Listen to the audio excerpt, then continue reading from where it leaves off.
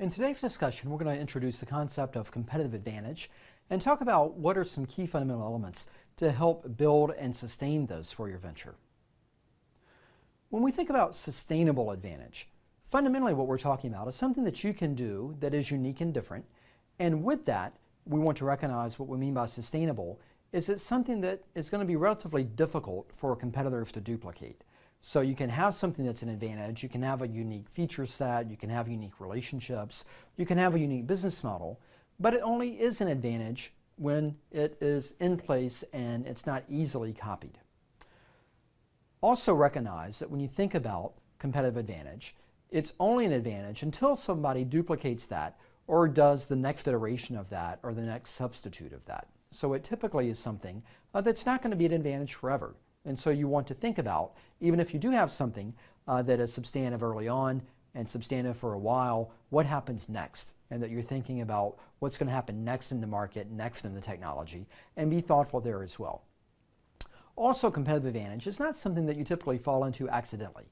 It's not something that just happens. It takes some forethought and some dedication from the management team of both time, of money, and decision making and action to be sure that you're doing the right thing and that you're doing the thing that is strategic and that you're doing the thing that's going to give you the greatest likelihood of having this competitive advantage. Michael Porter is a Harvard Business School professor, and he developed this model a few years ago that's oriented towards thinking about the 5 competitive forces that determine industry profitability, and it's also, again, used to think about the attractiveness of an industry. And he looks at these 5 elements, each of which we'll talk about in a little bit of detail, of what makes an industry attractive or less attractive or profitable or less profitable for its competitors now and in the future. And he also has an ancillary piece here that's oriented towards complementers, governments, alliances, and other things that may come to bear. But again, the main 5 are the ones in red, and those are the ones that we'll focus on. So rivalry. What are industries where there are 2 or 3 big players? Apple, Samsung. Okay. If you look in handheld mobile, there's Apple, there's Samsung that are quite big. There's Nokias and Motorolas and others that play as well, LG. So again, more than just 2. Can you think of 2? Cable. Cable to some extent, although it's a bit regional. Yeah. So in our region, we have Comcast and Verizon. Another region, they're going to have other options as well. What about national, where there are but 2? Would theme parks count, like Six Flags and Kingston being like the big 2 in the industry? In the region, but again, you've got lots of options. It's easy to travel. Something simpler. Something simpler. Coca-Cola and Pepsi. Coke and Pepsi is kind of the classic example. I like RC Coke. And so in that way, when you are in the realm of soda, and more as they branch out and to do juice and teas and waters and everything else, Coke and Pepsi are tremendous owners of that market. So in that way, they are essentially working to kind of battle it out. And what you see here is that when industries are not necessarily growing, when things are somewhat static, now they might grow a little bit, but if the price of Pepsi or Coke dropped by 20% today, we wouldn't go out and drink twice as much. It kind of is what it is. It's not terribly expensive, and it's not growing at a rapid rate. What we see, too, is that they can't do much else.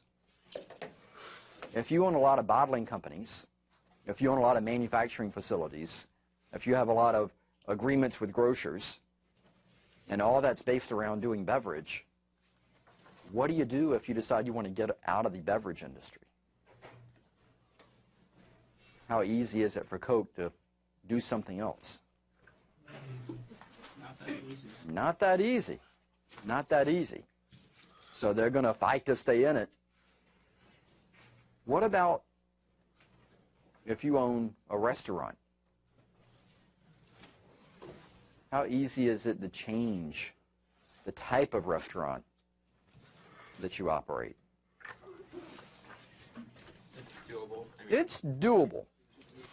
If you're operating a steakhouse and you want to go to seafood, if you're operating seafood and you want to go to Indian, if you want to try and do different things, yeah, you're probably going to have to do something with the decor, the menu, the chef, the look, the feel, the theme, but you don't necessarily have to tear down and start over.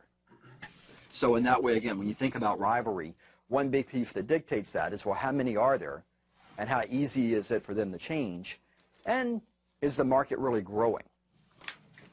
If the market is growing, then it can be something that's attractive. Again, there's room for a lot of people, there's room for everybody, and in that way it's something that might be easier to enter if it's a fast-growing market. The second leg when you think about this are the buyer power. And fundamentally what this is it's how much control or influence does the buyer have, does the customer have in determining what they want to pay, what they want to buy. If this was the key to getting an A in the class, and if you don't have this, you fail, what's this worth? What's a lot? Give me a dollar value. How much does this class cost? Okay, this thing, if that's the purpose of it, and it's rare, and if there's but one, and if you as the buyers essentially have no power, you're paying $2,000, $3,000 for a clicker.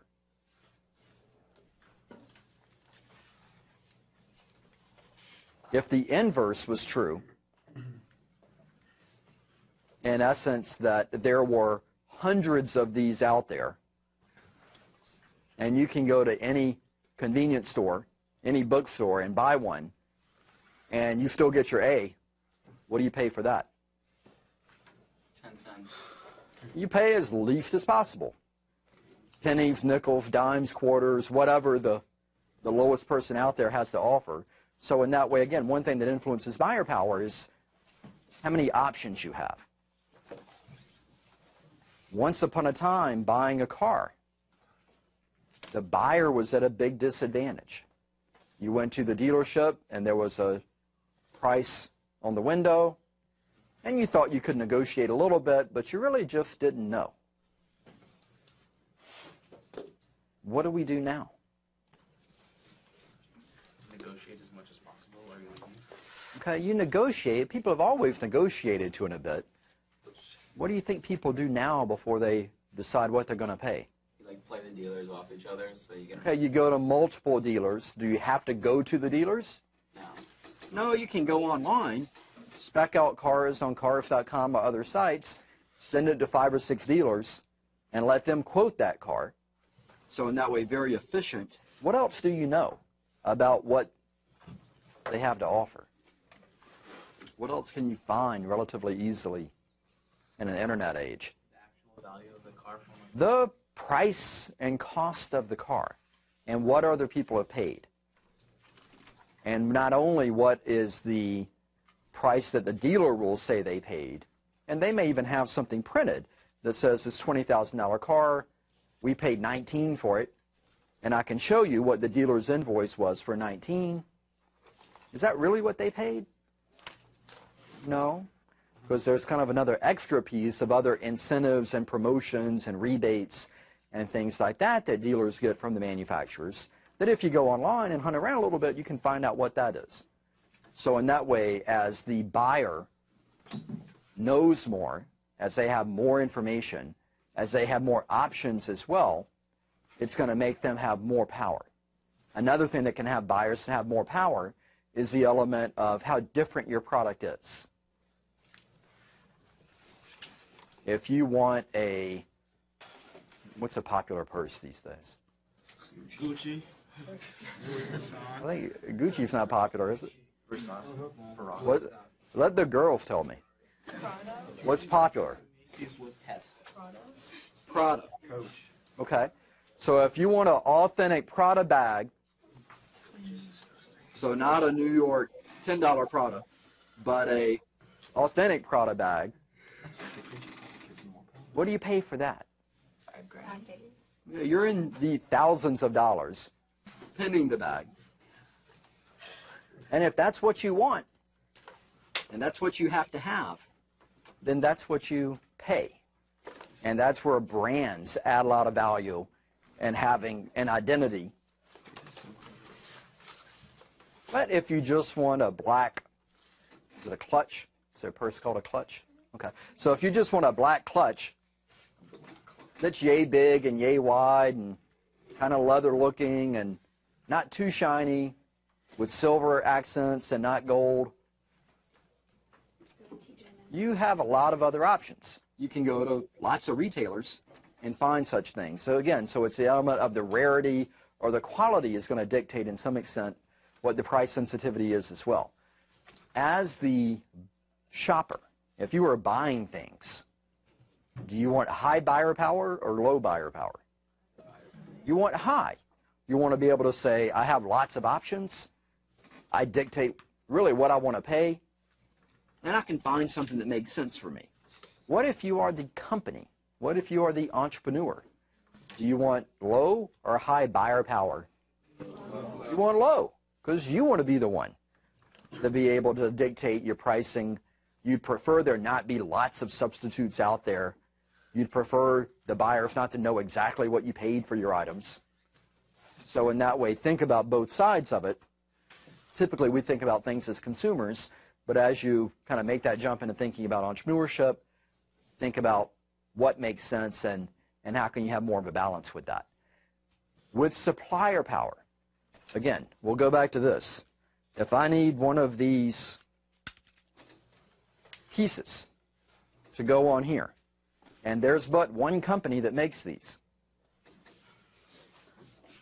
but it's pivotal to making my device work, what can that company charge me for that piece? Anything they want. Whatever they want. And I get stuck. However, if this is pretty off the shelf, we'll call it, lots of people make it, it's easy to design, I can source it elsewhere, who has the power then? I do as the company, and in that model, I'm kind of the buyer for the piece, but we're looking at suppliers of pieces that go into my product or service. So in that way, this is the opposite side of the buyer when you look at the 5 forces chart, and it's a question of how easy is it to replace or to substitute pieces. How easy is it to negotiate or bring in new suppliers if my existing suppliers either become unavailable, become too expensive. And there was a time, probably last spring, April, May, it was difficult to get a Volkswagen with a navigation system in it. The dealers were largely out of stock.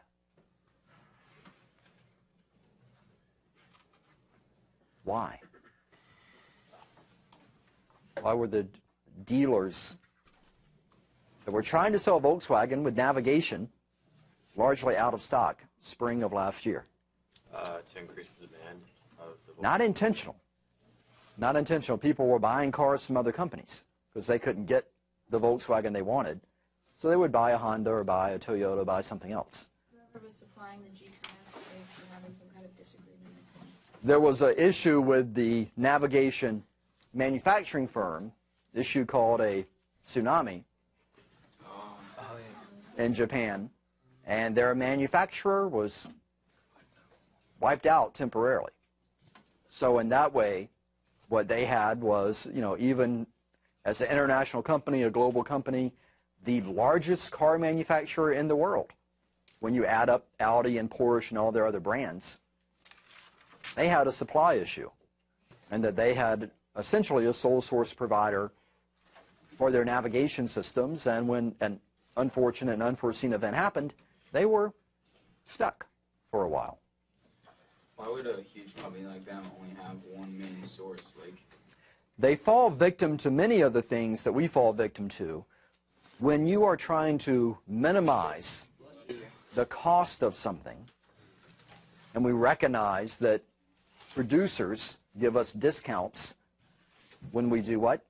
Well, Bulk order, high volume. And we want a certain level of consistency and a certain level of quality and companies that we can rely on and like to work with. Sometimes we get a sole provider for some things. Or we might get 2 or 3 providers, but if they're all within a couple of miles of each other where they produce, any environmental issues are probably going to impact them all. I would bet that many of the companies, automotives and others, have recognized that and begin to diversify that even more than they have in the past. But you see things happen. Who would have thought hurricane would close down New York for a few days? Unexpected. Unexpected. So in that way, again, you can't necessarily go through and say, well, I'm going to have 10 suppliers for everything, and they're going to be in every corner of the globe, and no matter what happens, I'm always going to have a backup. Again, might be too expensive, might be too onerous, might just be impractical. But again, in this scenario with supplier power, recognize and think about what can we do to anticipate what might happen. And it might be good to have a couple of different suppliers. As you're designing products, it might be good to think about, well, let me design something that I can work with an off-the-shelf component. I don't need to have everything custom made. The fourth element, entry barriers, and I think this is one of the most important of the mix, is if the entry barriers are low, meaning that it's relatively inexpensive, relatively quick, and relatively easy to enter an industry, that is to your advantage as an entrant. But as we've talked about, easy for you typically means easy for others. And so once you're in, what do you want to happen to the entry barriers? To toughen up. To rise. You want it to be more difficult. When I want to get in somewhere, I want it to be easy. But once I'm in, I typically would prefer not to have lots of other competitors come in behind me. So there's a question of, again, finding out and thinking about entry barriers that are something you can navigate, but also are there things you can do to make it more difficult for others to follow. Classic example of this one is John D. Rockefeller, Standard Oil, later Exxon, and there's a book called Titan, big book, but the orientation of it is that most of the SEC laws, most of the fair competition laws and fair business practices laws that we have in the U.S. now were written in response to what he was doing in his era.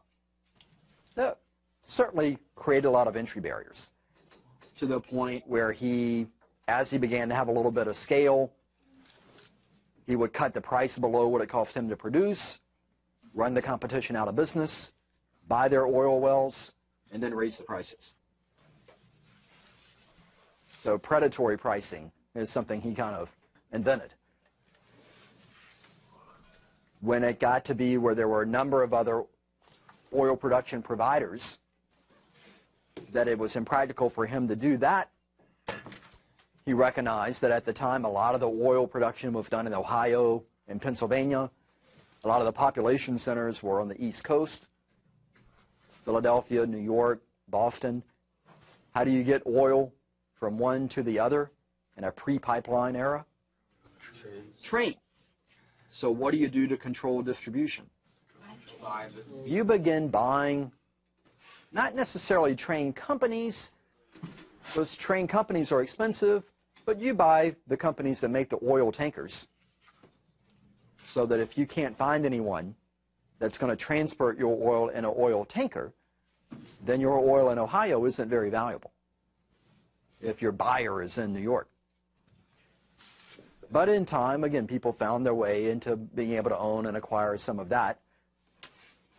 And so there was a need to go through and produce and deliver more oil with greater frequency. And you needed more trains and more train tracks and land. So how does he try and manage that? Even at the time, the richest man in the world, it was an expensive proposition to buy all the land between Ohio and New York.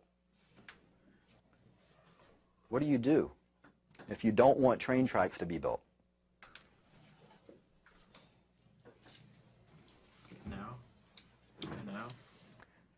Canal difficult. What do you do if, what do you need for train tracks to be built? You need land, and you need what type of land? Flat land, and you need that land to be empty and somewhat connected. So I need a relatively flat, relatively straight path. Do you need to buy all the land? What do you need to buy? You just buy a block here and a block there and a little line here and a little line there. And then, done well, you recognize, well, we're not going to build train tracks over mountains and across lakes. There are cities and other things in place that they're not going to tear down. But if we buy a little block here, a little block there, we kind of checkerboard our way into being able to block competitors. So in that way, again, most of that illegal these days, but the spirit of it, of thinking about what can I do legally to make entry barriers something that are going to rise once I'm in, is something to consider, something to think about. What a lot of people do too is try and have some level of exclusivity, and that, and it's difficult for a startup, but it's not impossible, that if you're going to have a partner, and if you're going to sell in a retailer, if you're going to work with a certain group, you may do something exclusive with them, and they don't work with your competitors, and you may not work with their competitors. So in that way, if you have a product that you want to sell in a retailer, maybe in time, as you have a brand, they'll agree that you'll be the exclusive provider of a certain type of product. So there are things you can do in patents that create barriers to people being able to copy.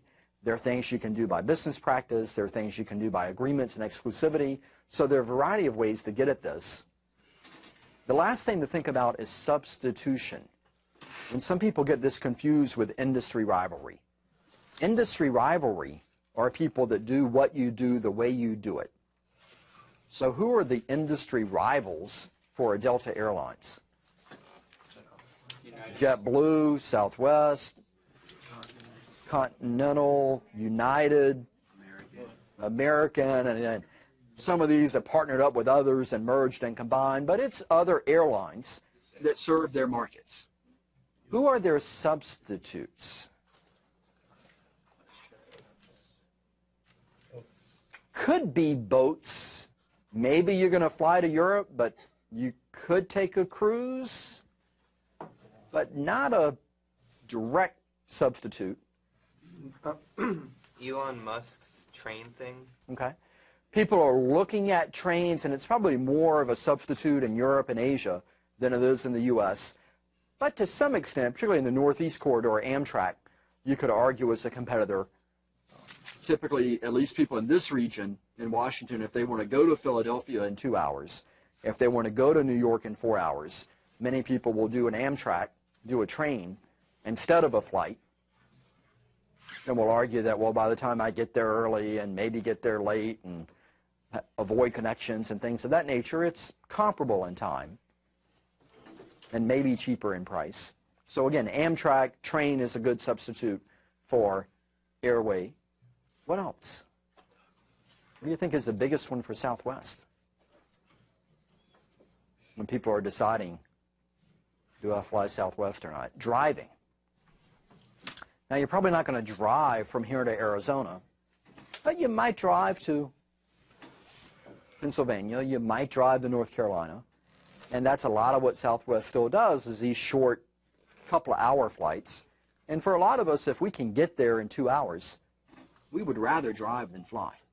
Even if the flight would only be a 45-minute flight, there's still a lot of lead up and finish off. And you're without your car when you get there, depending on what it is you're trying to do.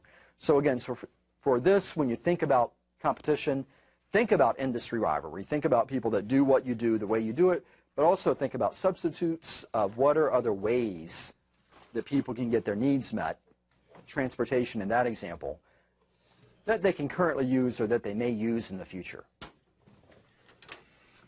So when you look at the 5 forces, again, the design of it is to think about how do we look at industries and evaluate industries, how do we get some sense of what's going on in that space, and what is it that we can do to recognize not only what things are in place now, but how is it changing? And then the most important thing is to figure out, for you as a company, what do you do about it? How do you respond to that, given the forces that are in play? In summary, we've introduced the concept of competitive advantage and how to look at markets and industries. And we want to recognize that sustainable competitive advantage is a key success factor for new ventures.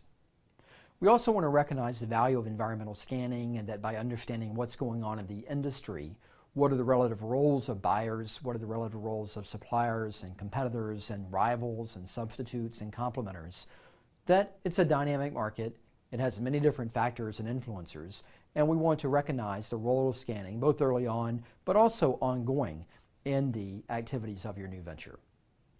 It's within those competitive forces that we too recognize that things do change. And so in that way, we look for the best opportunity early on. We try to develop the competitive advantages that make sense now. But again, it changes in time. And so this is an activity that you may do not only in the creation of the venture, but periodically within the lifetime of your venture as well.